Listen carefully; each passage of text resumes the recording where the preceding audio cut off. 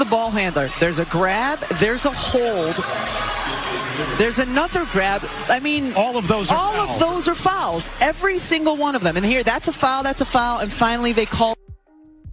And finally, they're saying the quiet part out loud.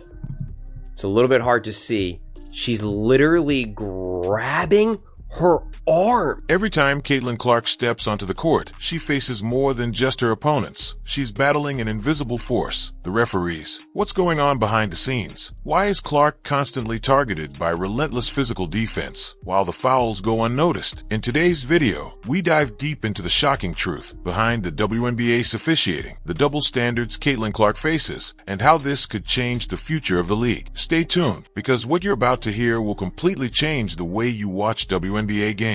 Caitlin Clark, one of the most electrifying and skilled players in the WNBA, has garnered a reputation not just for her stunning on-court performance, but for the constant battles she faces off the court, namely, how she is officiated by referees during games. Over the course of her career, Clark has become a figurehead for the WNBA. Her impressive scoring abilities, clutch performances, and leadership have made her one of the brightest stars in the league. However, despite her undeniable talent, Clark has found herself caught in a troubling pattern of inconsistency when it comes to how the game is called during her matches. This is not just a minor issue, it is a consistent, ongoing problem that has the potential to impact her future in the league, and, by extension, the reputation of the WNBA as a whole. Every time Caitlin Clark steps onto the court, she does so knowing that the physicality of her opponents will be at an all-time high. However, what makes this reality especially frustrating for Clark and for her fans is that this level of physicality often crosses the line into what should be considered fouls, whether it's an opponent grabbing her arm to stop her progress or body checking her during her offensive plays. These infractions are often ignored by the referees, and while it's common for players to face physical defense in basketball, the frequency and the blatant nature of these fouls directed at Clark makes her situation particularly unique. What's worse is that these fouls often go uncalled, leaving Clark and her team at a disadvantage. In one instance, Clark was grabbed multiple times, her movements restricted, and the referees failed to blow the whistle. It wasn't until she was whacked on the arm and knocked to the ground that a foul was finally called. This isn't an isolated event, it's part of a larger trend. The question arises, why does this keep happening? Why is Clark constantly subjected to this level of physicality without the protection she deserves from the referees? The answer isn't clear-cut, but there are several factors at play. First, there's the matter of how referees are interpreting the physicality of the game. In many cases, referees are hesitant to call fouls in what they perceive to be high-stakes or intense moments, possibly to avoid slowing the game down. It's not uncommon for officials to allow certain physical contact in big games, especially in the postseason or crunch time situations. However, this shouldn't be the case in regular season games, where stars like Clark should be able to play without fear of constant rough treatment. But for Clark, this leniency towards physical play seems to be a regular occurrence, and it's starting to take a toll on her performance and well-being. The next question is, why is Caitlin Clark treated differently than other players? After all, she is a star, one of the most high-profile players in the WNBA. It stands to reason that, like her counterparts in other professional sports leagues, she should be given the benefit of the doubt when it comes to fouls. Yet, when you watch her games, it's clear that the referees are not calling the game in the same way they would for other stars like LeBron James or Stephen Curry in the NBA. When these players are fouled, the calls come immediately, without hesitation. But when Clark is fouled, there's often a delay, as if the referees are reluctant to penalize her. This bias, whether intentional or not, has raised serious concerns about the fairness of officiating in the WNBA. It isn't just about Clark getting a raw deal, it's about the integrity of the game itself. When referees fail to call fouls on Clark, it sends the message that certain players are exempt from the normal rules of the game. This sets a dangerous precedent. It's not just the players who are noticing this discrepancy, it's also the media, commentators, and even the fans who are becoming increasingly vocal about the issue. In fact, many commentators and analysts have pointed out the obvious fouls that go uncalled during Clark's games, and they've done so with increasing frustration. It's hard to ignore the sheer number of fouls she endures without any repercussions. For instance, in one game, commentators noted that Clark had been fouled repeatedly, with several of these fouls being blatantly obvious. Yet, as the game went on, the referees continued to ignore the calls, Even the broadcast team seemed taken aback by the lack of penalties, saying that the physicality Clark was enduring was completely out of line with the standards of the game. At one point, a commentator even remarked, "What are we doing here? You can't just grab someone's arm and not call that a foul." This moment of clarity from the broadcast team was a rare instance of a mainstream platform calling out the injustice that Clark was facing. But these rare moments of clarity only highlight how few and far between they are. The reality is that most people watching the game